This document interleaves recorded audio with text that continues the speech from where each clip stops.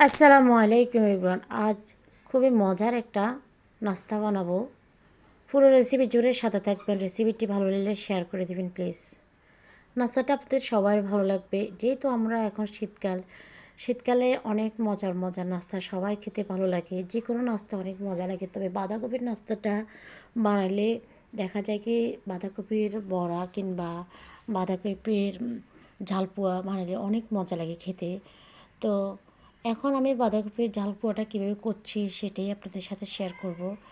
তো প্রথমে আমি বাঁধাকপিটাকে কুচি কুচি করে নিলাম, তারপরে একটু গাজর দিলাম, গাজরটাকে কুচি কুচি নিলাম, তারপরে আলু দিলাম, আলু গাজর বাঁধাকপি তিনটে দিলাম। কালা গাজরটা দিলাম মূলত কালারটা যেন সুন্দর আসে সেই জন্য। তারপর এখানে আমি দিয়ে দিলাম কাঁচামরিচ, পেঁয়াজ এবং ধনিয়া পাতা কুচি এগুলো দিয়ে দিলাম।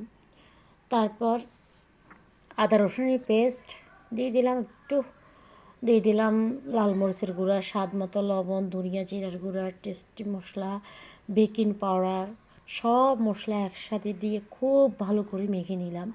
দেখতেই পাচ্ছেন আমি কোনো ধরনের এমনি কোনো পানি দিই নাই। আমি কিন্তু বাঁধাকপিটা পানি জাগাতে রাখলাম। বাঁধাকপিটা এতটা বেশি কষলাইতে হবে, মানে প্রচণ্ড সময় নিয়ে কষলাইতে হবে। আমি খুব ভালো করে, আর আমার এই বাঁধাকপির পোয়াটা অনেকেই খেতে পছন্দ করে আমাদের বাসার, মানে আমাদের বাসার এই বড়াটা খেতে খুবই পছন্দ করে, খুবই। আমার কাছেও জাল পোয়াটা খেতে অনেক অনেক পছন্দ। তো আজকে আপনাদের ভাইয়া খেতে চাইছিল তাই আমি করলাম, এবং আমার বোনেরাও খাবে, সবাই খাবে মিলে করব। তো এরপরে আমি খুব ভালো করে মেখে আমি দিয়ে দিলাম একটা ডিমটা দিয়ে দিলাম এখন। আর এটা আটা, একটু প্যাকেটের আটাও দিতে পারবেন, খোলা আটা থাকলেও দিতে পারবেন, ময়দা দিয়েও বানা যাবে। আবার অনেকে চালের রুটি মানে চালের গুঁড়া দিয়েও বানা যায়, কোনো সমস্যা নেই, কিন্তু বানাইতে পারলেও মানে আমি আমার মতো করে বানাইলাম। তো অনেক মজা হয়েছে।